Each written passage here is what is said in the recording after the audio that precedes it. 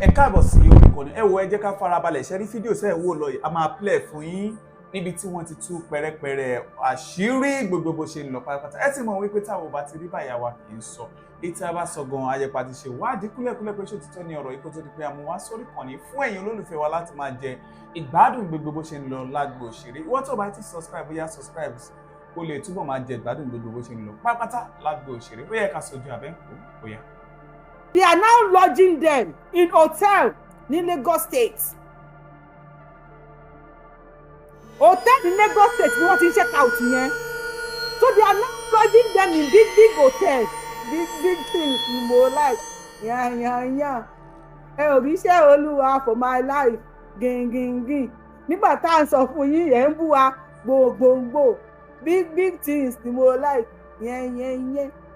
Gbàtọ́ ń bú tádìkà nínú oko apariwo fún yín ẹ̀ ń bú wa gbòǹgbò.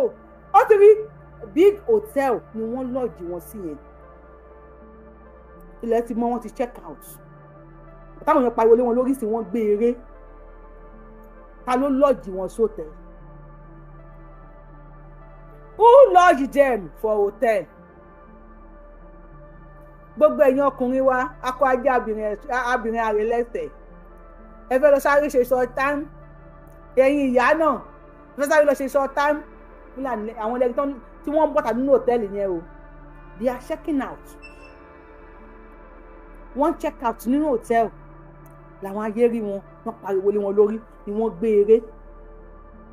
Ok, wọ́n ti sùn mọ́jú lọ́tẹ́ẹ̀lì yẹn. Àwọn hotel rooms yẹn kí ni wọ́n fi síbẹ̀ kan tó di pé wọ́n kú òǹbẹ̀. Torí àwọn tó ń bá màálùú sùn tí wọn ò dẹ̀ kí ń jẹ màálùú yẹn wọ́n máa ta fún yín pé kẹ́ lè bá a jẹ. Wọ́n ní reason tí wọ́n fi ń ta màálùú tí wọ́n ti bá sùn fún yín. Now my question again ni wípé wọ́n ṣe wà nínú hotel yẹn. Irú iṣẹ́ wo ni wọ́n ti lọ parí sínú hòtẹ́ẹ̀lì yìí ní Lagos State? Ṣáà gbọ́ pé kí ló kọ ọbẹ̀ yẹn bíṣì kí ló kọ bíṣì tí bàbá yìí dárúkọ mo ti gbàgbé jàre. Kí ló kọ bíṣì tí bàbá yìí dárúkọ mi ò rántí bíṣì ó dárúkọ ní Ẹ̀pẹ́. ṣé bẹ́ẹ̀ rí wọn. ojú ẹ̀. ṣẹ́rí ibi tí ẹ̀ ń sọ yìí kò jìnnà sọ́fíìsì mi. Ibi tá à ń sọ yìí kò sí gbóngbẹ̀ o.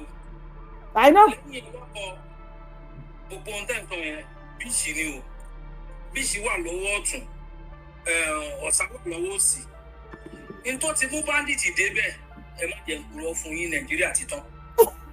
Ogun De. Kọ̀ǹfàmù ni mo sọ fún yín. Ẹlẹ́kọ̀ọ́ bíṣì tẹ́ ń wò yẹn. Wọ́n máa ń rún.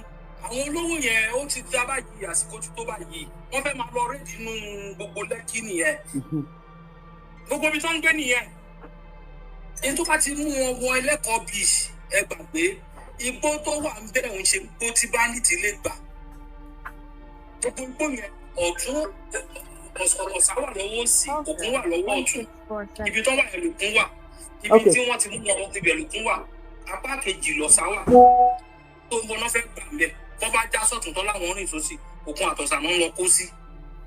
tó máa tún fèrè tó máa bo àwọn tó wà ń bẹ̀rẹ̀ ń sìn wọn lè escape ìsìnkà kan kó tó sùn. wọ́n ti sọ ní gbogbo gbà ìdán ńlá náà ṣe yẹn kì í ṣe dán kékeré.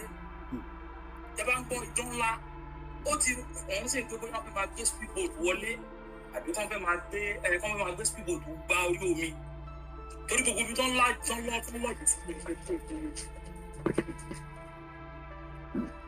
nígbà àwọn pípọ̀ yìí bá wa fà àwọn olórí burúkú ní gbogbo àwọn olórí Yorùbá kan tọ́ra wa ni.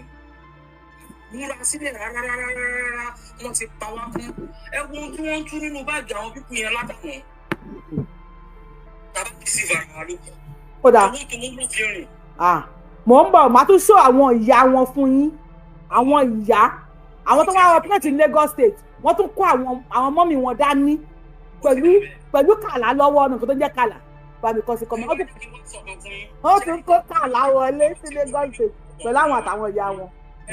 Lo Mr. ẹjọ́ torí Ọlọ́run bẹ́ẹ̀ wàhálà tẹ́ ti ṣe lórí ọ̀rọ̀ pé kí Nàìjíríà dá bẹ́ẹ̀ wọ́n kẹ́kọ̀ọ́ lórí burúkú kan tó wà kó wá máa lo Mr. Samson èpè ló yẹ ká máa gbẹ́rù ìyá wọn jẹ. ẹja fi Mr. Samson lè wọ́n lè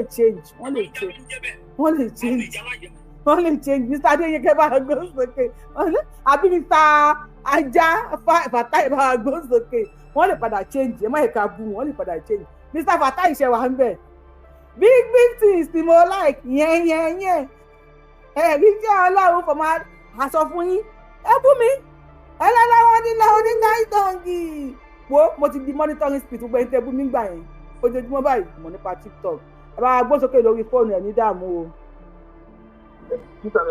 ṣẹ́jú méjì o because fídíò pọ̀ tá a fẹ́ play o tẹ́lẹ̀ láì ṣe lọ yẹn. ṣẹ́rí ẹ ti sọ fún yín ṣẹ́rí ìbò. a pè wá nísinsìnyí. mo dé látẹ̀kọ̀ mo sọ fún yín pé Fúlàní ló ó ti kún gbogbo BI ó ti kún gbogbo everywhere ẹ kí fún yín sáǹkù kan sí. ṣẹ́rí Coastal Road tó ṣe ń sìn tó ti yẹ yín láti Coastal Road yẹn dé gbogbo ẹlẹ́kọ̀ọ́ bíi tí wọ́n sọ yẹn bíṣì kan náà tún ṣì wà mo fẹ́ rántí orúkọ bíṣì yẹn ni tó bá yá ọmọ bẹ̀ sí dáná lórí Coastal Road yẹn ẹ kì í sọ fún yín Fúlàní tó wà lórí Coastal Road tó ń sun títì tó ń sun ibì kan wà jẹ́ pé igbó wà ń bẹ̀ tó ti yẹn ń sìn they are over 600 people or 1,000 people tẹ́ pọ́n sun bẹ́ẹ̀. ẹ sọ fún mi gbàtẹ́dé látẹ̀kọ́ ẹ sọ fún mi. ṣé wọ́n ti kọ́lé fúnra wọn títẹ̀ wọ́n ti kọ́lé fúnra wọn lórí Coastal Road tó ti parí. wọ́n ti parí gọ́ọ̀mẹ̀ntì àwọn ọlọ́pàá rí wọn ò pé káwọn ọlọ́pàá ò rí wọn àwọn àmì náà rí wọn ò pé wọ́n rí wọn o ṣé freedom road náà Fúlàní jẹ́ pé wọ́n à ń bẹ̀rẹ̀ náà tó bá yẹ ọmọ abẹ̀ sí káyọ̀ mọ́ lé ni ṣé ẹnì kan ló máa gbòtẹ́ẹ̀lì yẹn fún wọn ok ẹni tó gbòtẹ́ẹ̀lì yẹn fún wọn ṣé forúkọ lẹ́yìn gbà tó gba hòtẹ́ẹ̀lì àbí ẹni tẹ́ kọ́ gbòtẹ́ẹ̀lì yẹn ṣé òrí wọn gbàtẹ́ kọ́ máa wọlé tẹ́ kó lè pọ̀lọ́pàá that is the problem of Yorùbá fàájì dọ̀rọ̀ olówó dé ṣé wọ́n ti wọlé sí wa láàrin gan ó wá kó fáwọn èèyàn láti defend ara wọn ní ṣé ní gbogbo pé Fúlàní láàrin o tó bá dé ní nǹkan tó lè máa fi kàn wọ́n tó ti yé ti kọ́ máa lọ wábí tó máa kú sí ó máa pè wọn ju pé kó máa pa àwọn èèyàn lọ tó ti yé yìí tí mo sọ ìkọ̀ tó lè ṣẹlẹ̀ Yorùbá ni mo sọ fún yín yẹn ó ti wọ́ọ̀sì gan ṣe pé lẹ́ẹ̀lì ìwé àkóso dẹ́gbọ̀n sí ẹ̀yin náà máa yẹ kó máa gbòtẹ́ẹ̀lì fún wọn. hòtẹ́ẹ̀lì ńláńlá ní sáìdì ẹlẹ́kọ̀ọ́ bìsì yẹn ní Lẹ́kì. àwọn ọmọ bẹ́ẹ̀ ọmọ tádìkà olówó gbò tẹ́lẹ̀ sáyé gúnlẹ̀. bàbá tó sọ̀rọ̀ tó ti yẹn méjì pọ́ìntì kan ọmọ end of láti máa lo fẹ́rí láti máa fi kidnap èèyàn láti máa sá lọ nù. ọ̀fẹ́ẹ̀sì yìí jáde wọ́n fẹ́ gbogbo bẹ́yìn 2 weeks ago pé ọmọ àtàkì lẹ́kọ̀ọ́ ṣùgbọ́n àti escape gbogbo ọdún kò sí gbó ọmọ àwọn ọmọ jẹ́pọ̀ mi wà láti escape bọ̀bọ̀ ẹ̀mẹ́kì point ṣojú. tó máa ṣe lè tó wá kidnap èèyàn sí wọn máa ní bóòtù láti máa kidnap ọ̀rọ̀ láti máa sá lọ. gbogbo plan gbogbo wọn nìyẹn. ẹ̀yin náà ọmọ kékèké tẹ́kọ̀ mú tẹ́ pé ohun tó gbowó lọ́wọ́ tẹ́kọ̀ bọ̀bẹ́ lọ́wọ́ wọn. kí ni. ẹ tó ń pè é tó bá ti pè lẹ́ẹ̀kan ẹ stop tó bá ti pè lẹ́ẹ̀kan ẹ stop please. wọ́n ẹ̀ kẹ́kẹ́ lè protect àwọn èèyàn tẹ́ ń gba tax lọ́wọ́ wọn you are collecting tax from people but ẹ̀ dey protect wọn. kódà ẹ ṣe mọ ká tún pé ká gbé fóònù lórí fóònù ẹyọ kan sí ẹ tó bá ti pè lẹ́ẹ̀kan ìjọba ẹ bá wá stop ní bá ti pè lẹ́ẹ̀kan àfọlọ́wọ́n bá bẹ̀ ẹ ṣáà stop ọ máa pè yín padà ẹ ká tún pè lómi nìkan tún lè ṣe ojú méjì. now ok ẹ bá lo 2 minutes plus video pọ̀ tá a fẹ́ place ẹ bá lo 2 minutes ẹ ṣe sáà ẹ káàbọ̀ sà. ẹ kálẹ́. yes sir. ẹ kú èdò inú mi dùn mo tún ṣe kò ń gẹ yín lálẹ́ yìí ṣe rí Yorùbáwùyí ẹ má yẹ ká fi ẹ̀kọ́ tọ̀nà fúnra wa ọkọ̀ jẹ́ pé ojú yín ò ní gbà ní ìgbà kan advice yín pé kẹ́ ẹ dákẹ́ lórí ọ̀rọ̀ Nàìjíríà ṣùgbọ́n ojú yín ò ní gbà nítorí pé abiyamọ gidi ni yín ẹ̀kí sábí àgbà ṣe mọ̀ pé ọ̀rọ̀ tẹ́ ń sọ yẹn àwọn Fúlàní yẹn rédíò ò gbé o pépà ò gbé ní àárọ̀ àná ní Ìmọ̀ta wọ́n dárúkọ skul yẹn mo ti gbàgbé ń sìn wọ́n ní pé wọ́n ti wọbẹ̀ wọ́n dẹ̀ kọ́ ọmọ skul méjì wọ́n dẹ̀ kọ́ àwọn student lọ ìmọ̀ bóyá èyí gbọ́ ìmọ̀ bóyá òótọ́ ni bẹ̀ẹ́ àwọn tí mo bèèrè lọ́wọ́ wọn lóòótọ́ ni tẹ̀bẹ̀ mi ìrántí orúkọ skul yẹn mọ́ ṣé bí Lagos State náà ní Ìmọ̀ta UNA náà pé skul yẹn yes UNA skul ní ọ̀pẹ̀ ṣé ẹgbọ́n bàkámọ̀ ti pàtẹ́wò àwọn tó jáde lóòtẹ́ẹ̀lì tẹ́ ẹ fi hàn wáyé ó kì í gbà tí wọ́n jáde lóòtẹ́ẹ̀lì ta ló kó wọn síbẹ̀ níbo náà ń lọ níbo náà ti ń bọ̀ ẹ ṣe rántí yẹn mú fún ìwò tó sọ pé kẹ́ máa kọ́ ọmọ ní ìwẹ̀ wọ́n ṣe ń wẹ̀ bọ́sà sí wà lẹ́kọ̀ọ́ náà ló kó wà ń bẹ́ẹ̀ tó bá ti ṣe tí wọ́n ṣe wọ́n kàn bọ́ sórí omi wọ́n dẹ̀ máa lọ ní orí ẹ̀ náà ṣe mọ̀ wé Yorùbáwùyí ọkọ̀ yẹ pé ẹ̀ lè dákẹ́ ni because ẹ ti sọ ẹwà àtijọ́ tẹ́ ti pariwo bò sáàmù tí wọ́n máa délẹ̀ lòdì nílẹ̀ Yorùbá ẹ wò àtọ́dún tẹ́tí ń pariwo bọ̀ ṣùgbọ́n wọ́n ti gé wọn létí lọ àwa lájọ ti àlè wọlé. ẹ̀ka tún ṣubú òní. sí tí wọ́n pè wá nísinsìn wọ́n pè sí ọ́fíìsì àwọn OPCR nísinsìn tá a sáré lọ́wọ́ lẹ́yìn D17 so wọ́n change aṣọ so àwọn náà wọ hand glove yìí àwọn náà wọ hand glove sọ́wọ́ ẹ̀ wọ́n ṣì fi làwọn. àwọn náà wọ hand glove sọ́wọ́ ẹ̀. ẹ ti rí hand glove tí wọ́n wọ̀ sọ́wọ́ ó dà pé ṣé winter wà Nàìjíríà náà jẹ́ aṣọ tí wọ́n wọ̀ wọlé ọ̀tọ̀ ni wọ́n wá ń change ẹ̀ ẹ rí i pé hand glove tó wọ̀ sọ́wọ́ hand glove skeleton náà yà sí ẹ tó bá ti pè lẹ́ẹ̀kan ẹ stop a máa pè yín padà ẹ wọ hand glove tí wọ́n wọ̀ sọ́wọ́ wọ́n á fi mú irin dání ẹ ti rí ilẹ̀ Yorùbá another one big things ẹlẹ like yẹn wọ́n change aṣọ tí wọ́n kó wá wọ́n wá change sí mi pẹ̀lú hand glove ẹ ká tún wò lẹ́ẹ̀kan sí.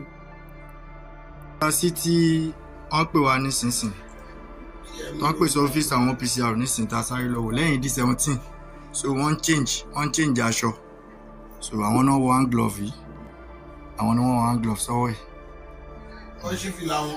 àwọn náà wọ hand glove sọ́wọ́ ẹ̀. ẹ ṣí fìlà yín sókè ṣí fìlà yín kan rójú ẹ̀. wọ́n láwọn wá sí ọjà mẹ́kọ́ làwọn wá ra nǹkan ó ṣeéṣe kó jẹ́ àwọn tó ń lọ oúnjẹ fáwọn èèyàn wọ̀nyẹn rèé o kó jẹ́ nu wọn náà àmọ́ ẹ̀rí hand glove ló wà lọ́wọ́ wọn lọ yìí aṣọ tó ń change nílẹ̀ aṣọ tó ń wọ̀ tó ń change nílẹ̀.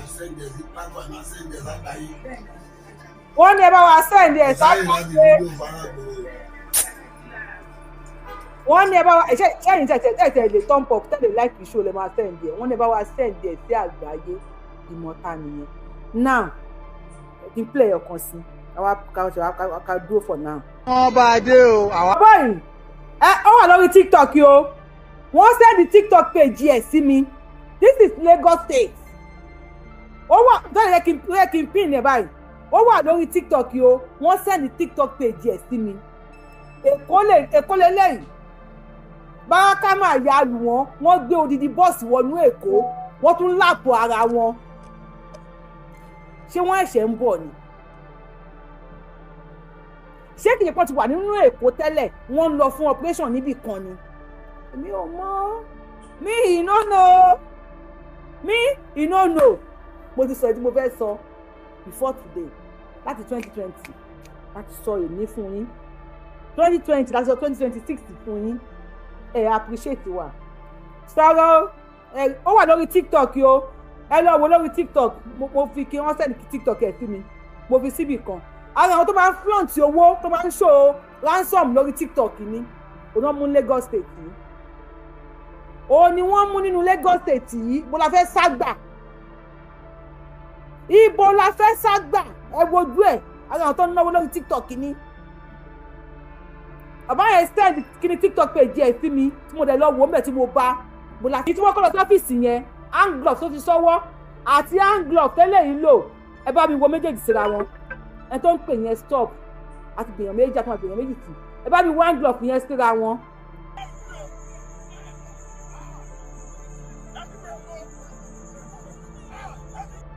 mo fẹ́ sún mẹ́yìn ni o.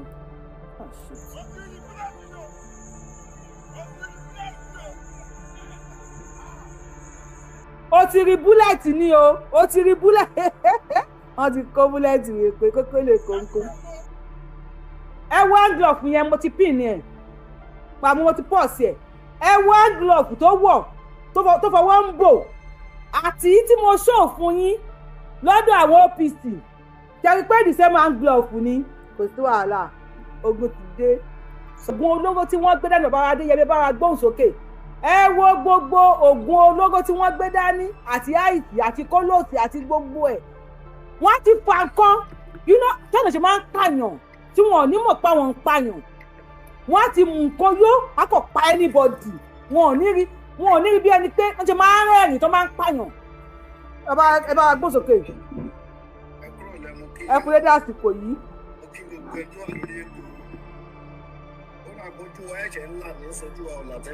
ẹ pé yorùbá wuyì lákàlẹ̀ lò mọ́ ó ti ẹ̀ tó ya kánòlò yẹn Yorùbá wuyì àbí kí ló pọ̀ pípa rẹ̀.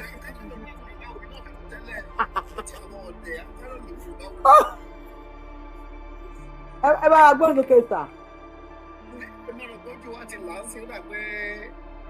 ó ń bọ̀ àwọn ládẹ́ǹdè tí wọ́n sọ tẹ́lẹ̀ yẹn òwe àtijọ́ ni níbi tá a wà á sìn yìí ó ti súnmọ́ inú yàrá wa kò ń ṣe ojúde mọ́ inú yàrá ló wà báyìí inú yàrá wa ló ti súnmọ́ wa báyìí ó kàn dé bọ́ sórí bẹ́ẹ̀dì wa ni kó lé wa dànù oyè yìí mo ń gbọ́ sí wọn ní ó ti wọ bíṣe kùrámọ̀ ni mo fẹ́ dárúkọ ní ẹ̀ńtà láti sọ lẹ́ẹ̀kan.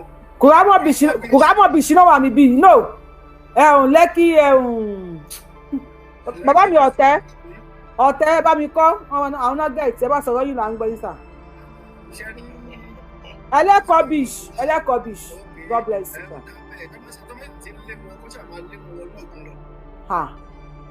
wọ́n máa ti ń lé àwọn olówó yẹn gbogbo àwọn tí wọ́n ń jẹ́ Nàìjíríà tó jẹ́ pé wọ́n fẹ́ kí Nàìjíríà dá wọ́n fẹ́ kí ó pín wọ́n fẹ́ kọ́ ọmọ Yorùbá gbòmìnira abájá ti ń lé wọn ẹ má gbọ́ ọmọ bòmí o ọ̀pá kan ni màálù ni Fúlàní fi ń dá màálù ṣáà fọ̀pá kan dà wọ́n wọnú òkun.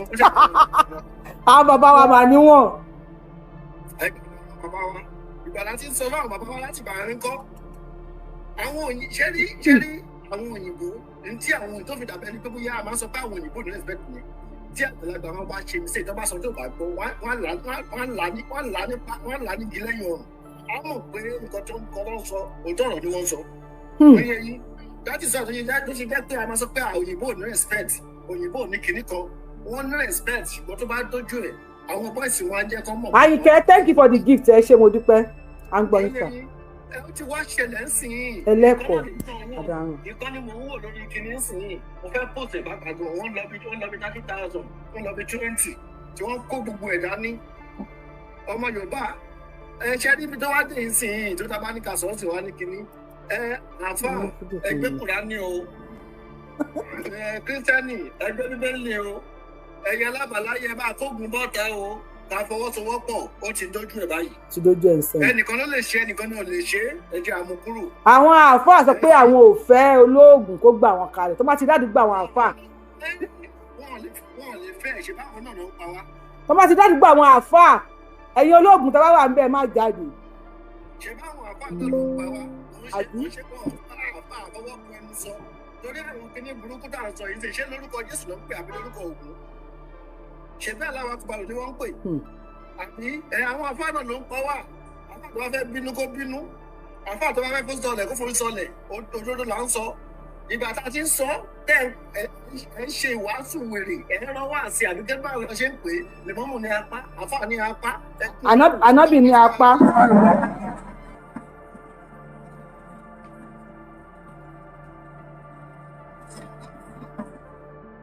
ẹ má bèbí sọ. jáde báyìí ṣe ẹ mọ̀ pé àwọn kìnnìún burúkú tó dé yìí sí wọn ní mọ̀ yín ní mùsùlùmí ní mọ̀ yín láàpá. àwọn apá wọn bíi ṣíkìn. wọ́n lọ́rùn àti kírísítẹ́nì àti mùsùlùmí àjọmọ̀láwo ó dójú ẹ̀ báyìí gbogbo a máa jáde. ti dójú ẹ̀ ń sẹ́yìn. ìwọ tábàdẹ̀ ń sọ̀rọ̀ tó bá ń sọ pé ṣèbí lóyìnbó lẹ́wọ̀ ẹ máa bọ̀ kó tó mọ̀ nǹkan tó ń ṣẹlẹ̀ wọ́n á là ń dín dì wá mọ̀ nǹkan tó ń ṣẹlẹ̀ kó tó wàá mọ̀ kó tó kọ̀ wọ́n tó wà lóyìnbó wàá ti jẹ sọ́nà báyìí. wàá ti jẹ mọ́rò. wọ́n tó máa ń sọ èyí tẹ́ bá sọ fún Yorùbá wù ìpínlẹ̀ mọ́gbọ́n wọ́n náà máa bọ̀ ń lé. àwọn tó bá ti ẹ ń sọ yẹn wọn ò sọ mọ́ àwọn bí àwọn ní kírẹ́dìtì. ó dàbò ti súnmọ́ wọn. ó dà kan sí lórí TikTok kìí sì tọ́jú ń pariwo pé àwọn òdìbò máa ń ṣe ní ìpamọ́ tó ti ń pè Donald Trump. wọ́n parọ́ ni a máa dìbò ẹ̀ ní dìbò kẹ̀ a máa dìbò.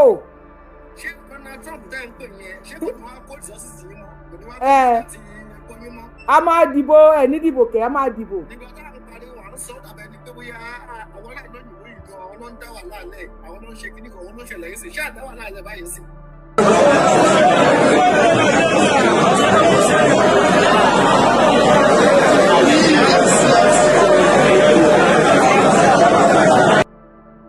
mo fẹ́ sáré gbé kọ́ọ̀lù ẹ̀yìn kan a ti pè ní nọ́mbà yín ríngì ẹ̀ tí ì gbé ní ẹ bá ti ń pè náà kí n bá wa gbé kọ́ọ̀lù pèsè èkó ti pọ̀ lórí fóònù o ẹ bá wa gbóhùn sókè sà. báwì. yes sir. ọmọjọ mi ló lọ bu balance. bàbá mi yẹ ní dáhùn. Ọlọ́run Ọlọ́run á máa tọ́ wa. Èmi máa ti sọ tẹ́lẹ̀ ẹ̀yin lẹ́ẹ̀ máa tún gbà mí gbọ́. Mo ní.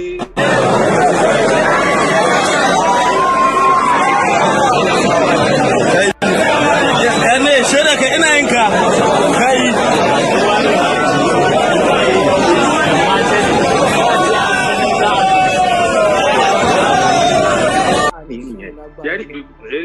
Láti yíya 2021 àbí 2000 gbọ́ láti inú kòró tẹ́ ẹ ti ń kígbe. Èmi sọ pé wòlíì ní yín bọ̀tẹ̀ yín ò mọ́ra yín ní wòlíì. Èmi dẹ̀ tí wàá gbà yín ní wòlíì báyìí. Wòlíì Ọlọ́run ní ọ̀nà tí oníkálukú fi ń ọ̀nà tó oníkálukú fi ń gbà jíṣẹ́ ti ẹ̀ṣẹ́ mọ̀ pé àwọn olórin àwọn onífújì náà wòlíì lọ yẹn náà bọ̀tọ̀ ọ̀nà tó yẹn fi ń gbà jíṣẹ́ tí wọ́n ní iṣẹ́ orin kíkọ ẹni tó bá jẹ́ tiẹ̀ inú ẹ̀ ló máa mú tiẹ̀ ń bẹ̀ ó ti wá délẹ̀ báyìí ó ti dé gbogbo ti bá mú báyìí jẹ́rẹ́ àwọn àáfà tó yìí ń dágbádá kiri títì yẹn lọ́wọ́ máa ń sọ pé àwọn ṣe wá sí òfò wá sí ìrànù yẹn agbádá wọn ló máa fi yí orí wọn òun náà máa fi so wọ́n pọ̀ tó máa fi mú wọn lọ síbi tó máa ti yanjú wọn ẹ máa wòran ṣèbọn ní kan jáde ń sìn wọn jáde wọ́n máa ké láìláì làlá o wọ́n dẹ̀ máa kí àlá wa pa náà lọ́wọ́ pé wọ́n tó tọ̀bẹ̀ sí wọn lọ́rùn kò sí wàhálà. ẹ ṣe bàbá mi. kò sí wàhálà ẹ jẹ́ ká máa bá a lọ torí wọn. a ti ń bá a bọ̀ àwọn ilé yóò bá wa ṣeré ẹ bá wa gbóhùn sókè. ẹ pẹ̀lẹ́. ẹ kú dédé àsìkò yìí sà ẹ kú iṣẹ́ náà kì í ṣàlejò lórí ṣóòyì ó yẹ ká ti pè yín látẹ̀kọ́. ọ̀rọ̀ náà fẹ́ tú sí wa báyìí. ẹ ní sùúrù sà tá bá ti pè yín tá bá ti pè lẹ́ẹ̀kan ẹ máa stop ẹ máa pè yín padà dìmọ̀ tẹ̀ ń pè dìmọ̀ tí nọ́mbà yín lọ sẹ́yìn. sọ bá wa lóògùn tó fi gbọ́ wa nísàlẹ̀ tó bá wa sọ̀rọ̀ sà. ẹ ṣe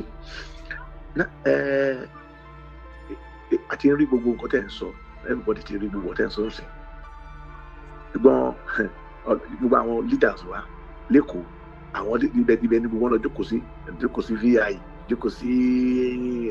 jókòó sí Ìkòyí jókòó sí gbogbo àwọn sensitive area ni now a dẹ̀ ti rí pé àwọn òpin wọn ti infiltrate wá sìn bóyá ó sìn o àwọn olórí wa wọn á lè dìde kọ́tẹ̀ sọmọ courage kọ́ lè sọ̀rọ̀ síta kọ́ sọ̀rọ̀ sókè ṣe kẹ́tẹ̀ ọ̀rọ̀ mi sí. ni pé gbogbo bí nǹkan ṣe ń lọ yìí sìn ó ti dójú ẹ̀ sí gbogbo kí ni wọ́n ṣe ìbẹ̀rẹ̀ o nǹkan tó mú àwọn tẹ́lifí hàn yín lórí kí ni ń sìn kọ́ tó mú wọn àìmọye ló máa ti wọlé tó hàn rí o ìyẹn kan wọ́n ti bẹ̀rẹ̀ iṣẹ́ yìí láti bí ìgbà ayé covid lọ́ọ́ ti bẹ̀rẹ̀ tó ti ń lo kíní mọ́tò tírélà Dangote fi kó gbó àwọn Fúlàní ẹ̀ wọlé gbà ká pariwo ti gọ́ọ̀mẹ̀ntì sí wípé wọn kò sí gọ́ọ̀mẹ̀ntì wọn mọ nǹkan tó ṣẹlẹ̀ everybody is going about their business they go to party partying and do this that they forget wọn mọ̀ pé wàhálà yìí ń bọ̀ gbogbo tá a rí ìsìn wọn ó ṣe bẹ̀rẹ̀ sí kọ́ọ̀pù sí ẹ̀bùn thank God pé àwọn èèyàn wa náà wọ́n ti ń fura wọ́n ti wà grand fún wọn kí ni àbájáde tó máa ṣe sórí àwọn tó ń mú yìí sìn yẹn láàmú ẹ gbọ́ pé ọmọ yẹn wọ́n ti pè níbì kan wọ́n ti ní kan fi wọ́n lẹ̀ and that will be the end so gbogbo wa ń sìn kì í ṣe gan ní ìdásí fún anybody mọ̀ pé ogun ti dé ẹni tó bá ń fẹ́ àfẹ́ tó bá kàn jókòó tó ń ṣe rádaràda tó lò mọ́kọ́ tó ṣẹlẹ̀ gbogbo wa láti mọ̀ pé. end of the day.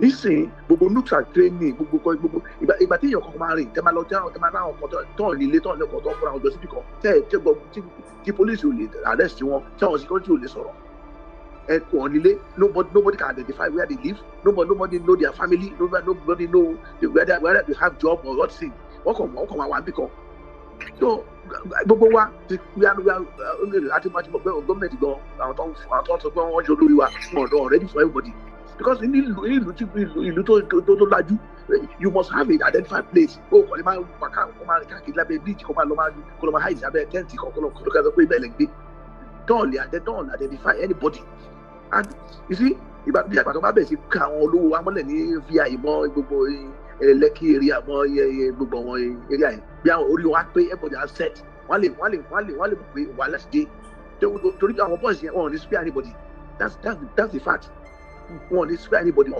wọn máa pa anybody at random ni ẹ wo bọ́ọ̀lù tẹ́lẹ̀ hàn sí pé a máa rí bẹ́ẹ̀ TikTok èmi náà ti rí ojú yẹn rí ní TikTok. ó wà lórí TikTok tó máa ń flaunt ransom àṣekò ló wà irú yẹn sì aṣọ mi èkó ni kí ló wà wọ́n extend the prison wọ́n máa gbé ẹ̀bọ̀dì wọ́n máa pa anybody because bọ́ọ̀sì yẹn ló dáná ẹ ti wo bó ti mú obìnrin dání wọ́n wá jẹjẹ wọ́n ṣiṣẹ́ tán wọ́n tún lọ relax pẹ̀lú obìnrin wọ́n tún máa enjoy ara wọn. So àwọn Yorùbá. ẹbí ire ẹ má sọ̀rọ̀ tí àwọn aráàlú Yorùbá ní wá fún yín tẹ́ bá tún wá sọ̀rọ̀ èmi á tún wá fi ń ṣe yẹ̀yẹ́. Mo ti di monitoring spirit mo monitor every one of you. Ẹ̀yin tẹ́ ń pe Rẹ̀mí Tinubu lábí àgbà kílẹ̀ yìí. Gbogbo ẹ̀yin tẹ́ ń pe Rẹ̀mí Tinubu ní abiyagba kílẹ̀ yìí jàre abiyasún àbí abiyajòkú jẹ́jẹ́ tí ò lẹ́yìn wọ́n tẹ̀ ń bú Rẹ̀mí Tinubu. Nígbà tí wọ́n pa wọ́n Plateau I know of one actor tó sọ̀rọ̀ ní pé wọ́n pa wọ́n ní Kogi nílùú. The other actors and actresses were muted. Wọ́n ò sọ̀rọ̀ òun náà fi ilẹ̀ Yorùbá ṣe yẹ̀yẹ́ nísìn.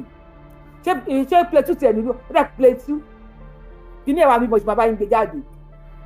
Nígbà tọ́rọ̀ kí ọdẹ ṣẹlẹ̀ tí mo bọ́ta tí mo pariwo tí mo sunkún gbogbo àwọn àfáà wọ́n bọ́ta fún mi àwọn tí ò ṣàfáà náà wọ́n bẹ̀rẹ̀ sí ní ṣorí burúkú all these olórí burúkú people.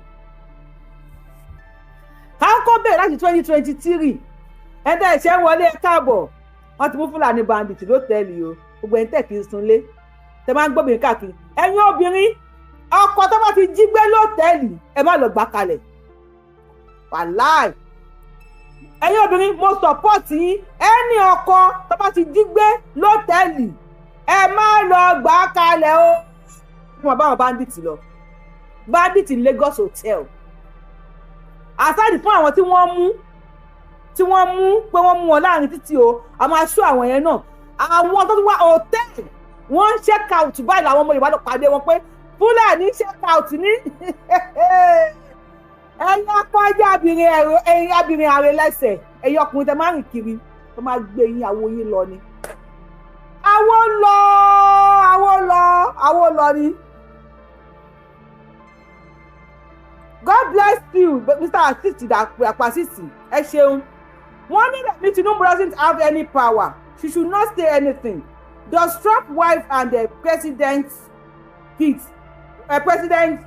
Steve's wife, say something when there is a terrorist attack in their country? What do you expect Rẹ̀mí Tinubu to come out and cry? As how? Yes, President Jonathan cried. And he said, there is God, oh, there is God. Oh. Yes. If Rẹ̀mí Tinubu did not come on internet to cry for you guys, does that make her abiyagba? Àwọn people yìí mọ̀ pé géèmù ni wọ́n ń gbá. And these people will continue láti máa fi ẹ̀mí tálíkà gbá game. And nothing will happen. Jesus or Muhammad will not come and save anybody until when Nigerians are ready. He's getting hotter. The atmosphere is getting hotter. It's either you end Fulani X-Men terrorism or you end Nigeria. Or better still, Fulani terrorism will end everybody in Nigeria. Kò kí ń ṣe ọ̀rọ̀ eré nìkan tó wà nílẹ̀ yìí. How can minority be controlling the majority? So I expect Rẹ̀mí Tinubu, èmi náà tí mo ṣe wà there are things you will do for me. Òṣèlú ẹ̀fẹ́ dùn mí tó Ògún gbọ́. Èmi ò ní tún kú lójú ọ̀tá mi. Wàhálà wo èmi gan ṣínṣìn wọ́n dín ṣínṣìn lórí mi. Àtúndé lùkọ́jú Rẹ̀mí Tinubu ṣé ojú Rẹ̀mí Tinubu ṣé ojú President Jonathan? Rẹ̀mí Tinubu ẹ pé kókó ló ṣojú. Tọ́lọ́mọ̀ kan ló ṣòro kókó làwọn ṣojú. Rí ojú Rẹ̀mí Tinubu pé kókó ló wà bẹ̀. Ó mọ̀ pé tó bá bàtà tó ń bá sunkún ẹ máa bùn. Tó ò bá sunkún ẹ máa bùn. The best ni pé kó fèsì fọ́ǹtì. Kó fèsì fọ́ǹtì kó mọ̀ nǹkan tó máa ṣe. Ìjọ ò lẹ́ni ìyàwó Trump tó wá bọ́ta wá sunkún wípé wọ́n àtàkì Amẹ́ríkà. Kó wọ́n àtàkì Amẹ́ríkà ẹ̀ wá expect ìyàwó Trump kó wá sàkó wọn wá ké. Ọkọ ẹ̀ ló máa ṣe nǹkan. Ó máa fún ọkọ ẹ̀ ní nǹkan nínú ilé. Wọ́n máa wá obìnrin a máa wà too emotional. Tí Rẹ̀mí Tinubu bá bọ́ta wá sunkún nísìn. Àwọn oníròyìn tó bá ti interview ẹ̀ ó máa padà sọ nǹkan tí ò yẹ kó sọ. Tó dẹ̀ báyìí kó máa nínú ẹ̀ àwọn tó bá mọ̀ gbọ́ ó máa expose the plan ọkọ ẹ̀. Don't stop blaming Rẹ̀mí Tinubu pé kò sọ̀rọ̀ kò sunkún kò ń ṣàbíyamọ. We don't need their ẹkún. We don't need Rẹ̀mí Tinubu ọ̀gá tí Rẹ̀mí Tinubu káyé fọ̀rọ̀ ẹ̀ ṣe. We need the action. Àwọn ọmọ wa tó kọ́ wọgbó báwo ni wọ́n ṣe máa gbà á? Nídìí ẹkún Rẹ̀mí Tinubu kí ló fẹ́ sunkún fún? Kí ló fẹ́ tẹ́ ẹ fẹ́ kún ẹ̀ ṣe? Nídìí ẹkún ẹ̀ even Tinubu nídìí ọ̀rọ̀ wọn àṣùọ́ ni Buhari sọ ó àṣùọ́ kò sí ọkọ tó ti díẹ̀ jáde. Now Fáyọ̀ṣe ti jáde nísìn ó ní ó lè jẹ́ wípé Ṣèyí Mákindé ló ṣiṣẹ́ yẹn láti fi bàjọba Tinubu jẹ́. Mo ti máa ń sọ fún yín tipẹ́tipẹ́ Nigerians if you don't stand up for your rights wo Nigerian politicians wọ́n ti rí kíní yẹn bí kíní kí n pe náà ìwọ kò ń bẹ̀ kí n kọ́kọ́ gbélé sí Ayọ̀ Fáyọ̀ṣe ni ó ní ó lè jẹ́ wípé yes ó ní ó lè jẹ́ ìjọba Tinubu ló ṣagbátẹrù ìjínigbé àwọn akẹ́kọ̀ọ́ àti olùkọ́ l'Ógbómọ̀ṣọ́ láti bà ìjọba orúkọ Tinubu jẹ́. Ọ̀rọ̀ yẹn màá sáré analyse because hòtẹ́ẹ̀lì Èkó tán ti lọ ráwọn bandit tí mo fẹ́ lọ. Ó ní ó lè jẹ́ ìjọba Mákindé ló ṣe agbátẹrù ìjínigbé l'Ógbómọ̀ṣọ́ láti bà orúkọ Tinubu jẹ́. Ẹ jẹ́ ká jọ wò báyìí. Láyé Jonathan ní ayé Jonathan àwọn kan bọ̀ta wọ́n ní àwọn àtàwọn APC làwọn lọ kó àwọn agbésùmọ̀mí wá láti wá lé Jonathan kúrò lórí oyè. Nígbà tó ń sọ bẹ́ẹ̀ kí lẹ ṣe fún wọn jàre? Kí ni Nigerians ṣe ṣe kankan? They are coming out pé àwọn tó ń pa yín àwọn làwọn kó wọn wọlé. Instead yẹn ẹ̀ ń celebrate wọn ni. Wọ́n ti fi àwọn ọmọ wọn sípò àwọn continuation àwọn ọmọ wọn continue àtọ̀rọ̀ ló bí ẹṣin ọmọ rẹ òun kò sí nǹkan rere kan tó fẹ́ ti Násárẹ́tì àwọn olóṣèlú Nàìjíríà jáde kò sí nǹkan gidi kan tó fẹ́ ti Násárẹ́tì olóṣèlú Nàìjíríà jáde. Ayọ̀ Fáyọ̀ṣe ló sọ̀rọ̀ yìí. Wọ́n rí pé láyé ìjọba Jonathan agbésùmọ̀mí ni wọ́n lò tí Jonathan fi kó lórí oyè tí wọ́n fi lé Jonathan kó lórí oyè. Now Tinubu náà ti débẹ̀ ayé Buhari ó continuation. Now Tinubu náà ti wá débẹ̀ nísìn ó wá ń lágbára sí the more tí Tinubu ń try pé kó ń gbàgbára lọ́wọ́ àwọn Fúlàní the more tí security yẹn wá ń lágbára sí. Now kí nìyẹn sọ fún èmi àti ṣe mo taba ṣẹ̀ nígbà tó bá wà kékeré mi sàwọn ọmọ jẹ̀nsì o wọ́n máa ń ní àwọn bàbá wa máa ń ní ẹgbàá lẹ́yìn àmù tó bẹ̀rẹ̀ pé wọ́n kì í na èmi ìgbà tí wọ́n wá kékeré torí mo tínrín so ẹ tó máa nà mí kó rẹ́dí àti gbé èèyàn ni so bàbá mi ní ẹgbàá lẹ́yìn àmù tó máa fi ń na àwọn ẹ̀gbọ́n mi àbáwọn àbúrò mi. Ó ti certain pé tó o bá ti ṣẹ̀ ẹgbàá tó máa fi nà ẹ́ ti wà ńlẹ̀. Náà olóṣèlú Nàìjíríà sì bí mo ṣe ń wò lọ́dọ̀ tèmi Yorùbá wù mí ìmọ̀ bóyá mú yẹ́ẹ̀sì lọ́dọ̀ èyí tẹ̀ ń wò mí.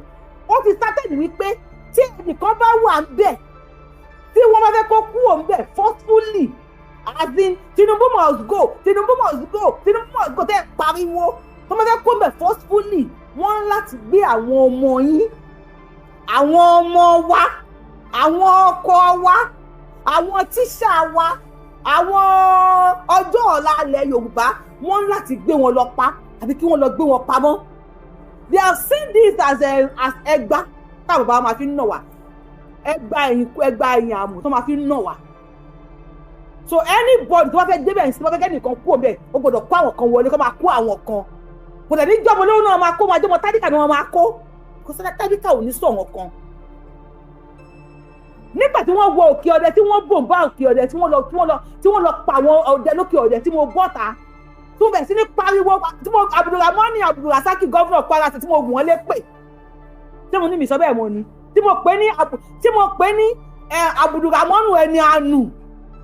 Àwọn àfáà bọ́ síta nígbà yẹn tó bá rántí wọ́n ń ṣe wáàsí wọ́n ní ànábì sọ wípé a gbọ́dọ̀ challenge aṣíwájú wa. You see, if you are blaming Rẹ̀mí Tinubu or you are blaming Tinubu mo kàn máa sọ fún yín ni pé bẹ́tà Rẹ̀mí Tinubu o 75% Nigerians you are not better off Rẹ̀mí Tinubu. Yes, mo sọ Yorùbáwùyí lórúkọ mi mo sọ mo fọwọ́ ẹ̀ sọ̀yà. When I came out then wọ́n pa wọ́n lókè ọdẹ o kí lórúkọ ẹ̀ celebrities mélòó ló sọ pé bó ṣe pa wọ́n lókè ọdẹ yóò dá o nígbà tí ó bá ọba 30 sá kúrò ní Kwara State celebrities mélòó ló jáde. If you think celebrities are talking because wọ́n gbé àwọn ọmọ ní Ondo ní Ògbómọ̀ṣọ́ àbí ní wọ́n gbé àwọn ọmọ ní Ọ̀yọ́, if you see all this àwọn olóṣè àwọn pastors àwọn àfà kọ̀ọ̀kan àwọn celebrities wọ́n ń bọ̀ta láti wá sọ̀rọ̀, I can tell you categorically lọ́dọ̀ tèmi Yorùbáwùyí wípé they are not talking because of those children tí wọ́n jí gbé. Mo máa fún yín máa analyse ẹ̀ fún yín. They are not talking because of àwọn ọmọ tí wọ́n jí gbé. Everybody is talking because of their self. Yes. Nígbà tí wọ́n gbé èèyàn lókè ọ̀dẹ tí mo pariwo wọ́n ní ànábì sọ wípé a gbọ́dọ̀ challenge àwọn olórí wa. All those are far. Mo ti di monitoring spirit, mo ti open new page, mo monitor page wọn báyìí ni. Mo rí wọn tí wọ́n ń sunkún nísìn. Nígbà tí wọ́n ti ń pààyàn káàkiri gbà tí wọ́n wọ eruku, I could remember actress Bukola Arugba because she is from eruku. Òun ló bọ́ tàǹgbà ẹ̀ tó sunkún. Wọ́n ti wọ eruku o, wọ́n ti wọ eruku. Now ìgbà tí wọ́n wá wọ Ògbómọ̀ṣọ́ ẹ̀rí pé lẹ́kan King Kong Àgbànàkí ló kó bọ́ta. Lẹ́yìn yẹn ni Kọ́láwọlé ọkọ Tóyìn lòun náà sunkún. Both of them are from Ògbómọ̀ṣọ́. Ìgbà tí wọ́n wá dùn Mr. Michael Oyedokun lọ́rùn tí anybody rí pé wọ́n lè du anybody lọ́rùn. Àwọn kọ̀ọ̀kan bọ́ tàwọn ń sọ̀rọ̀ díẹ̀díẹ̀. Nígbà tí wọ́n rí pé ó ti di gbáǹkọ́ Africa Days Africa Weeks wọ́n rí pé àwọn ọmọ yẹn wọn ò tí rí wọn gbà. Ìgbà yẹn ni everybody ṣẹ̀ṣẹ̀ wá ń sọ̀rọ̀. You think they are talking because of those children? Gbogbo anybody tó ń sọ̀rọ̀ nísìn ní ọ̀kan ààrẹ jókòó kóró. Are you talking because of those children? Or you are talking because it can happen to you? Because it's not getting nearer again. It's now on the bedroom, in the bedroom, even on the bed of everybody. In Yorùbá land, nítorí pé ó ti wọlé, ó ti jókòó sórí bẹ́ẹ̀dì everybody ti ń ronú wípé táwọn bá lọ sí location, táwọn bá lọ sọ́jà, tó bá yẹ pé àwọn náà gbé lọ sínú igbó 17 days, tí kò wá ti máa dákẹ́ ni. They are talking because of their sex. Those talking now are talking because of their sex, not because of àwọn ọmọ tí wọ́n jí gbé nìkan. And this is why Nigeria government or Nigeria politicians will continue to win. Ṣèyí Mákindé ó ní you cannot ọkọ̀ọ̀kan sọ wípé òun ò ní agbára láti lórí security until tóun bá di president. So does that mean pé àwọn ọmọ yẹn máa wà nínú igbó títí di 2027 títí Ṣèyí Mákindé máa fi di president? Is that what Ṣèyí Mákindé is telling us? Okay, káwá kúrò níbẹ̀ yẹn. Ṣèyí Mákindé tó wá sọ̀rọ̀ ní àná ó ní you cannot expect the same people tí wọ́n ń rúlu Nàìjíríà kí wọ́n continue láti máa rúlu Nàìjíríà and you are expecting different results. Yes, ó dàbí ẹni pé mo gbọ́ pé Ṣèyí Mákindé bẹ́ẹ̀ di president. Ó dàbí pé Ṣèyí Mákindé bẹ́ẹ̀ di president àbí, and he said you cannot expect the same people tí wọ́n ti ń rule kí wọ́n continue láti máa rule and you are expecting different results. So if Ṣèyí Mákindé gets to the presidency seat, he has already told you wípé the same people tó ń rule tó bá continue láti máa rule lè rí different results. So what do you expect from Ṣèyí Mákindé? No, what do you expect? Ìgbà tí Tinubu fẹ́ débẹ̀, ǹjẹ́ a fún Tinubu ní pressure kankan nílẹ̀ Yorùbá? bàbá Tinubu ìbẹ̀lẹ̀ ń lọ yìí o ọmọ ẹni òṣèlú bẹ̀ bẹ̀rẹ̀ o káfílẹ̀kẹ̀ sí di ọmọ ẹlòmíì o ṣùgbọ́n ilẹ̀ Yorùbá kí lẹ mọ̀ ǹjẹ́ ẹ fún Tinubu pressure àwọn èmi lè ètò tèmi Yorùbá wuyì lẹ́ ń bú ara wọn nílò onítàìtọ̀ǹgì akálòlò orúkọ wo lẹ pè mí tán mi ì sọ fún pé Tinubu bá lẹ̀ wọn ò ní gbé fún ṣé mi ò sọ fún pé wọn ò ní gbé fún bàbá ní grab it snatch it and run with it bàbá ti grab pé ó ti snatch ẹ̀ ó fẹ́ rán àwọn Fúlàní tó dúró sójú ọ̀nà pé ìwọ wọ́n jọ máa fi wèrè wo wèrè ni wọ́n jọ máa fi èpè wọ́n jọ máa fi wo èpè ni ẹ wo kì má gbà yín láti ní kì má gbé yín lọ síbi tó jìnnà Yorùbáwùyí lórúkọ mi Yorùbáwùyí ni mò ń jẹ́ fi are coming across my page for the first time I am the one and only Akalolo of Yorùbá land adáwọn ilẹ̀ Yorùbá ọmọ tó jọmọ lọ yọlọ́yè tí òpin méjì Abẹ́ní ọmọ tí ò ṣe pààrọ̀ ó tó máa pààrọ̀ Abẹ́ní ó máa déwájú federal government tó máa sáìn ní ó máa déwájú Olódùmarè Ayọ̀ Fáyọ̀ṣe sọ wípé ìjọba Ṣèyí Mákindé ó lè jẹ́ ìjọba Ṣèyí Mákindé ló ṣe agbátẹrù ìjínigbé àwọn akẹ́kọ̀ọ́ àti olùkọ́ ní Ògbómọ̀ṣọ́ definitely wọ́n ti rí bí tools anytime tẹ́nibọ̀dì bá fẹ́ lé ẹni ó ní láti bàjọba Tinubu jẹ́ tẹ́nibọ̀dì bá fẹ́ barúkọ anybody jẹ́ Nàìjíríà ń sìn tó máa ṣe ni wípé a lọ pe àwọn agbésùnmọ̀mí pé ẹ lọ bá wa ba ìjọba ẹ̀ jẹ́ ó ti bẹ̀rẹ̀ kì í ṣe èmi látàyè Goodluck Jonathan yẹn ó dùn ẹ má yẹ kó dùn ẹ wo fún nǹkan tó sọ yẹn tí Tinubu bá tún tẹ bá succeed láti lé Tinubu kò lórí oyè Tinubu tún máa di kí ni wọ́n máa ń pè ó máa di bàbá àṣàlẹ̀ Mr. Shamson láti ijọ́ tí àwọn olóṣèlú ti ń kúrò lórí oyè láti 1960 sọ fún mi olóṣèlú tó ti kúrò lórí oyè láti 1960 tí ó wà in control of Nigeria this thing. They keep on telling you the youth are the leaders of tomorrow yet one ticket presidency 100 million àbí 200 million the youth are the leaders of tomorrow. How can the youth like me ọmọ ìyá aláta ọmọ ìyá elépo ọmọ ìyá oníkerosene become president? How? Because they know people like Mr. Shamson is on TikTok tí ò ní làákàyè láti digest nǹkan tá a bá ń sọ. Because we hate APC. Tinubu is either see the atmosphere is getting hotter now.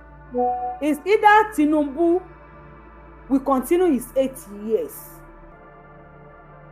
pẹ̀lú ilé kókó yẹn or better still tó bá gba àwọn Fúlàní yẹn fight or kó jẹ́ wípé àwọn Fúlàní will come to power láti wá fìyà jẹ Mr. Samson àtàwọn family ẹ wo bó ń bọ̀ o Mr. Samson máa fún ẹ ní èsì I have a video bí ẹ kọ́kọ́ play video yẹn kí ẹ kọ́ fi fún ẹ lésì èmi kọ́ ni máa fún ẹ lésì ṣé mo pé Burutai let me play it má fẹ́ mi sọ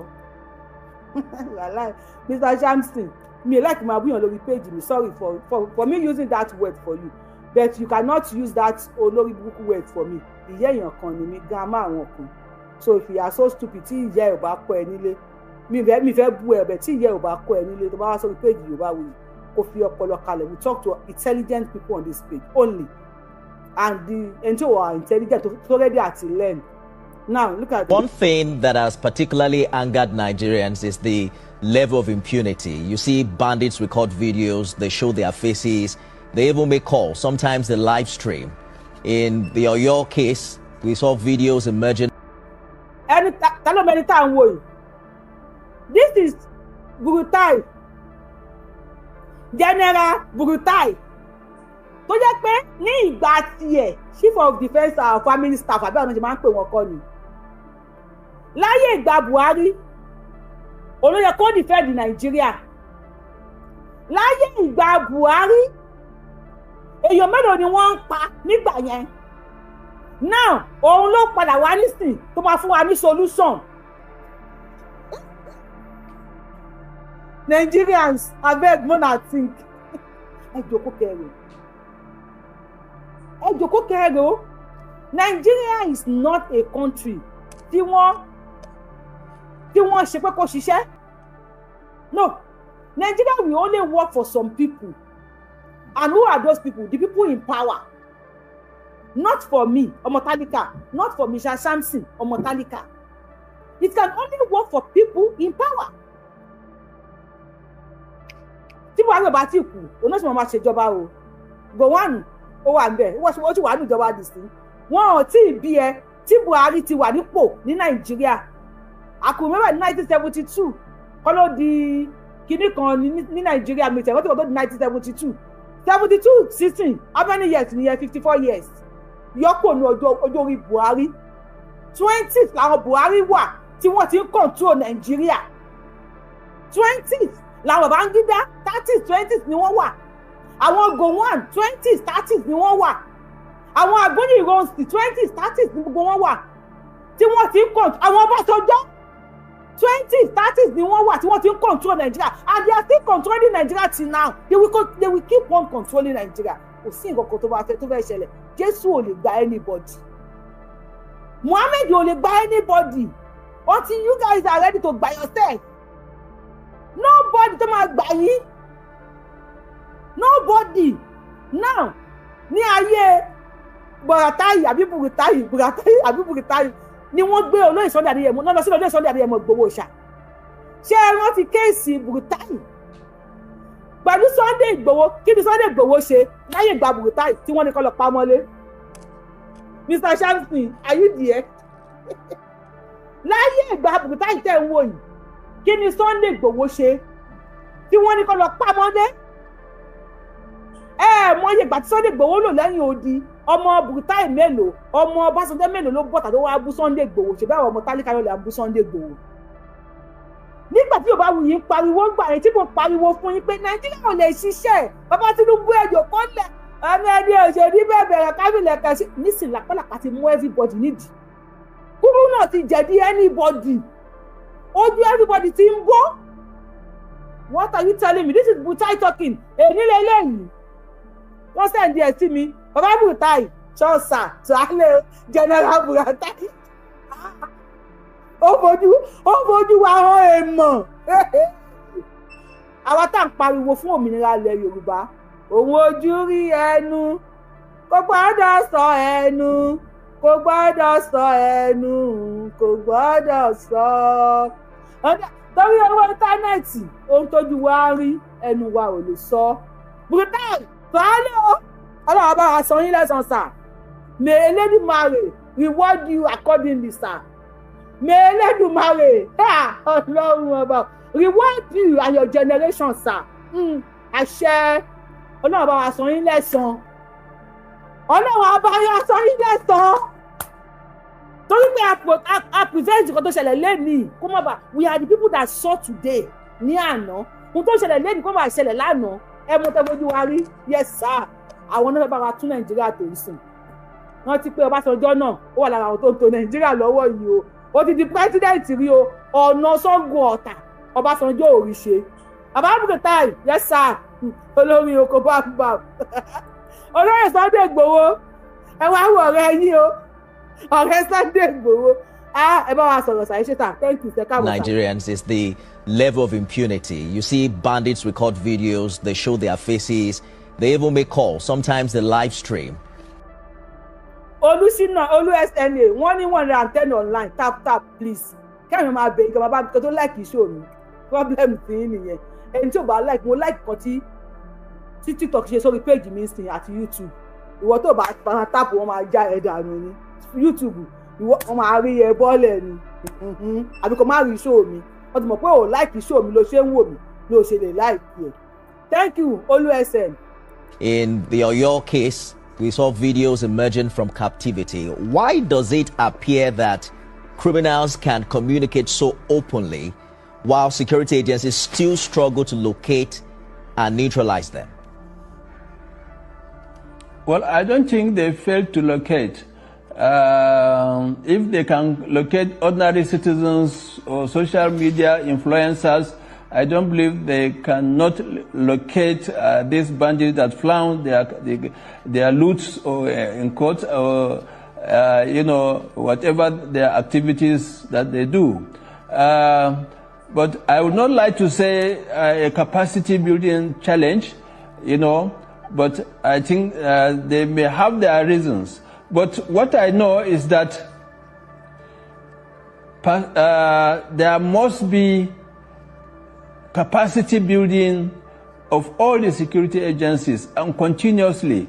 There is need for more of these operatives, and as I said, sometimes also even the troops, we need more troops to be recruited, more operatives, more policemen need to be recruited, and train and retrain. General, their welfare is very important. Let us have good accommodation. They must have. Let us cut to the chase. Yes. Let us cut to the chase. Do we have specialized units that are trained for high risk post-state rescue missions like the one we need to do in Oyo?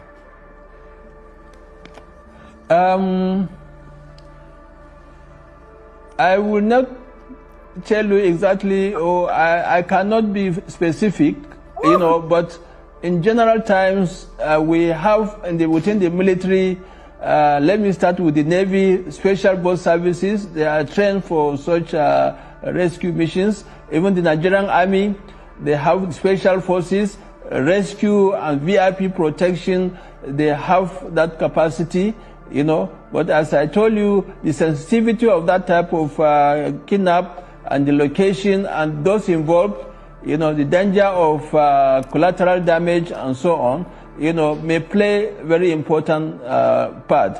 And this brings to mind very important issue. The Office of the National Security Advisor has a counter-terrorism center.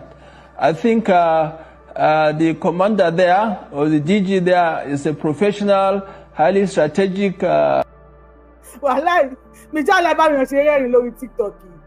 Michelle abáwìyàn ṣe rẹ́rìn lórí TikTok yìí. Wàhálà kí ló ń pàwìyàn lẹ́rìn lórí YouTube pàápàá? Ẹ má rẹ́rìn náà, à ń sọ̀rọ̀ gidi. Wo tí Tinubu náà bá kó bẹ̀, òun náà máa di bàbá àṣàlẹ̀ ni. Òun náà máa wá ẹni tó bá tún ti débẹ̀, òun náà máa pé bóyá yẹ kó ṣe é nì, bóyá yẹ kó ṣe é nì. Bóyá mo máa lọ nìyẹn. Ẹ continue jàre tí wàá lè ṣe àmàánù. Ẹ continue sir. Officer, he was one time commander in Burma, and I believe, he has the capacity, and if it can be further expanded to include or to have at the state branches of the counter-terrorism center with highly technical equipment there, with very good operation center or situation room, as the case may be, they will be able to do a lot in coordination with the security agencies and the military. And it's ṣé ti gbọ́ ṣé ṣáà ti gbọ́ mi ò gbọ́ English o kì í gbọ́ nǹkan tó sọ mo kí ẹjọ́ kí náà sọ bá wíwọ́ mi ni a gbọ́ orí ọ̀kẹ́rẹ́ kíkọ́ láwo ẹjọ́ kí náà sọ ní English ẹjọ́ bá wàhálà ẹ̀ẹ́dá àwọn èèyàn kò rẹ́rìn lórí TikTok inú àwọn èèyàn lórí TikTok wàhálà ẹ̀ náìsì àdìgbà tó sọ ní English ẹ bá wa sọ ní Yorùbá àbí ẹ bá mi power tab lórí YouTube ẹ jọ ṣé power tab ẹ bá mi thumb up lórí YouTube fẹ gbogbo ẹ̀yin akọ kò tẹ̀ ní ìdíkì pariwo ẹ̀yin akọ ajá abirin arẹ lẹ́sẹ̀ ẹ yẹ ká lọ tó tẹ̀ ní Lagos State. Yes-men o ọmọ sí Fulani yes-men. wọ́n fún Ṣèyí Mákindé ní 50 billion naira. àwọn tí bọ́ǹbù dẹ̀ wọlé wọn gbọ́n kan àwọn èèyàn ń bú Tinubu pé Tinubu ò ṣe yan kan kinní kan ìgbà tí Tinubu Ṣèyí jáde níjọ́ kó fẹ́ di pírẹsidẹ́ǹtì ọmọ ẹjọ́ bá wa mute ọ̀rẹ́ kí ohun ọmọ kékeré gbé péjì mi wá lẹ̀ ẹ bá wa mute ẹni tẹ́wọ̀n ti fẹ́ gbé wọn látẹ̀kọ́ bá wa mute ẹjọ́ ọmọ fún ní 50 billion naira ẹnì kankan ò gbọ́ bẹ́ẹ̀ ni gbogbo ẹ̀rá mọ̀. Ṣèyí padà bọ́ta wípé 30 billion ló fún un náà fún un àti 30 billion àti 50 billion olóhùn kò sí fixed deposit account now nítorí wọ́n á ṣẹlẹ̀ yìí nísìn Ayọ̀ Fáyọ̀ṣe tí wọ́n á bọ́ta lánàá mo fẹ́ drop ẹ̀ tó ń kọ̀wé ní tó ń background wọn ní sọ̀rọ̀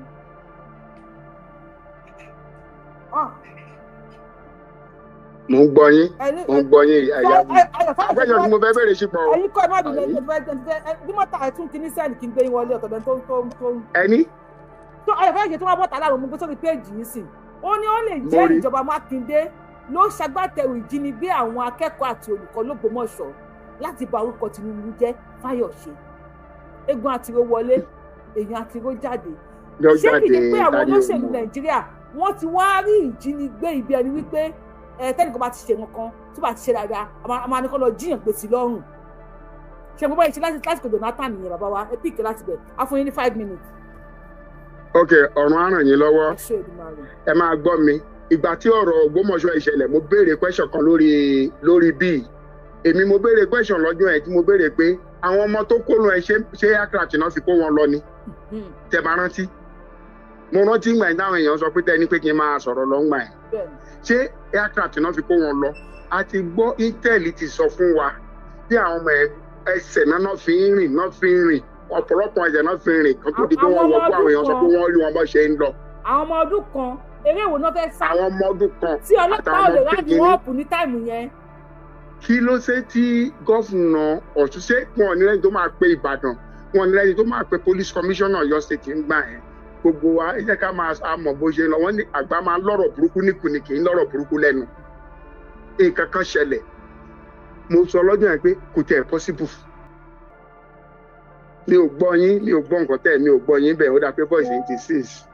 sọ̀rọ̀ à ń gbọ́ yín sà 5 minutes ní àgbẹ̀ ní kàǹtẹ̀. so ṣé rí gbogbo nǹkan tó ń lọ yìí politics ni àti gọ́fúnà o àti president o àti senator o àti gbogbo ẹni tó wà ń bẹ̀ o question kan tí mo béèrè nísìn mo béèrè question kan lọ́jọ́ ẹ̀ question tí mo béèrè lọ́jọ́ ẹ̀ bóun náà ṣe kó gbogbo àwọn ọmọ ẹ̀ kò ń ṣàgbàlagbà kan náà kó kò ń ṣe everybody o àti ìyá arúgbó káàtẹ̀ sọ pé principal yẹn ó sì lágbára wákàtí mélòó náà fi débi kan fẹ́ dé ṣé kò sí helicopter ṣé police ò ní helicopter ní gbogbo Ọ̀yọ́ state tí wọ́n fi lè rédì ṣé kò sí military odogbo Ìbàdàn ní gẹ̀ẹ́nìmọ̀ ẹ̀ ṣé àwọn army ò lè pé truck at everything kan lọ within 3 hours wọ́n máa débi tán fẹ́ dé ẹ̀ ṣé kò sí bàràkì kankan tó ní àbẹ̀ ni ẹ jẹ́ ká fi yẹn lẹ̀ ṣe rí nǹkan tó ń ṣẹlẹ̀ lọ́wọ́lọ́wọ́ yìí nǹkan tó ń ṣẹlẹ̀ lọ́wọ́lọ́wọ́ yìí mo ti sọ wọ́n tún dá Gumi padà láìpẹ́ ní Saudi Arabia o Gumi wa yan fanda. wọ́n tún deport ẹ̀ lọ́dún yìí ní Saudi Arabia. òun náà ni mo sọ last month wọ́n dá padà ní Saudi Arabia wọ́n fi federal government fìlù àti dùndún pàdé ẹ̀ ta ló yẹ kó arrest Gumi up to now ṣé Gumi yẹ kó wà ń ta kó máa sọ̀rọ̀ tí ó yẹ kí Gumi ṣe wà ń ta kó máa sọ̀rọ̀ ẹ wò ó màmá ọ̀run á ràn yín lọ́wọ́ gbogbo wa bẹ́ẹ̀ ṣaṣọ ká mọ bí dá máa rìn sí in fact nígbà tí àwọn fọ́ọ̀mù mi ní admission láti study law lẹ́kìtì gbogbo wọn gbanupọ̀ nǹkan tí mi ò ṣe dé ó lóun ò lọ àánú ẹ̀ dẹ̀ ń ṣe mí ó lóun ò lọ ó yarí ọmọ ẹ̀ ò lọ ẹ̀gbọ́n ẹ̀ wọ́n fún ní admission láti study medicine ní Èkìtì náà ó yarí kò lọ gbogbo wọn náà dúró sí Lagos mo kàn ń wo ni pé ìwọ Ọlọ́run kó ran àwọn ọmọ yìí lọ́wọ́ òótọ́ dẹ̀ ni tán bá wà wọ́n sí kọ́ọ̀sì tó bá wù wọ́n tó máa ṣe within University of Lagos so ojú pé kán jí wọn gbé bó ni mo ti fẹ́ rí 1 billion bó ni mo ti fẹ́ rí 100 million bó ni o lè rí bó ni mo lè rí so ọ̀gbẹ́ni tó wà lẹ́yìn yín ẹ ọmọ ìlú mi ni ìlú mi ló ṣèlú kejì ìlú wa sì fẹ̀gbẹ́ tira báyìí ní àmọ́ rárá jẹ́ ẹ rí mo sọ fún yín gbogbo nǹkan tó ń ṣẹlẹ̀ yìí látòkè ló ti wọ́ wá o Buhari lulẹ̀ lẹ́ẹ̀márùn ta ló gbé wọlé ìgbà tán gbé wọlé ìjókòó wọn ṣe àwọn tó kó wọlé tán rẹ́dì tán wéèsì tán lè mọ ọmọ ṣe máa dá padà yìí. ẹ ṣe ń gan bàbá wa. ọ̀ndà bàbá akọ́nà ti dágbádá sí wọn lọ́rùn ẹ béèrè lọ́wọ́ ara yín náà. ó dà ẹ ṣe ẹ̀yin èèyàn wa ẹ bá wa fún bàbá wa yìí ẹ bá wa fún wọn ní èsì àwọn Christian gbóhùn sókè ẹ bá wa fún bàbá wa yìí ní àwọn ìbéèrè tí wọ́n béèrè lọ́wọ́ wa ẹ jẹ́ ká fún wọn ní èsì o Christian bá wa gbóhùn sókè. ó ti dójú ẹ̀ ń sẹ́yìn ó ti dójú ẹ̀ ń sẹ́yìn.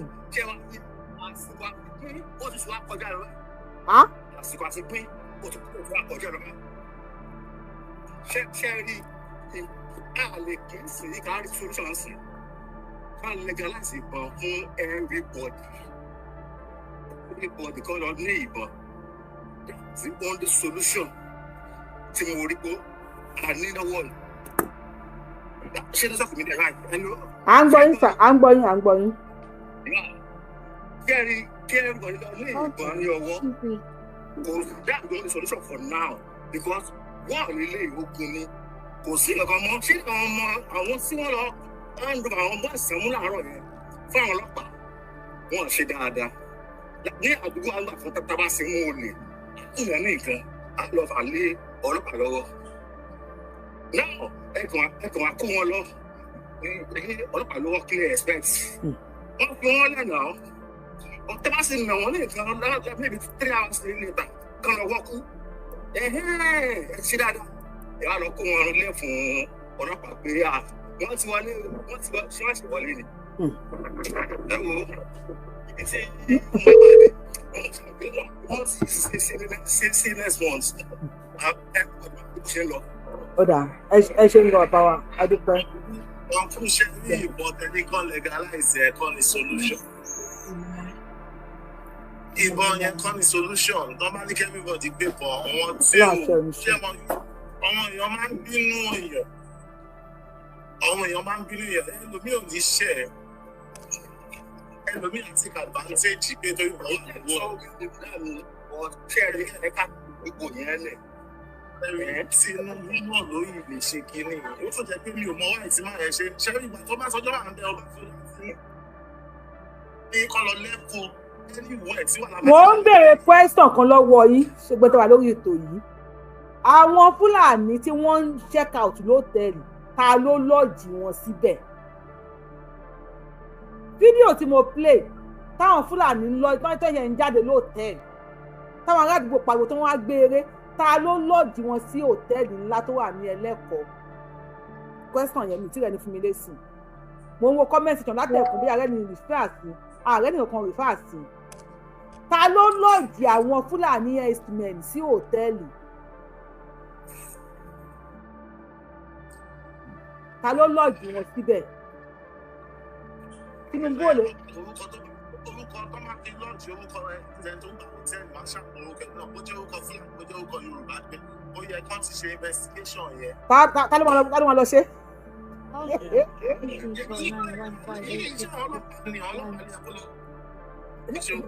ṣé àwọn ọlọ́pàá máa lọ without order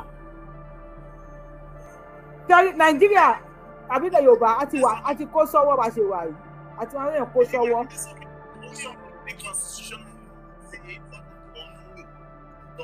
ta ló sọ bẹ́ẹ̀?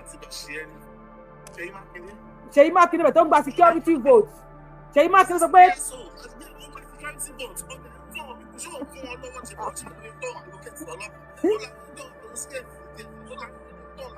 onítọ̀ bá di president òun á fight with security. ẹ máa gbé sókè lórí fóònù kò yé wọn mọ́ kò yé any one of them mọ́.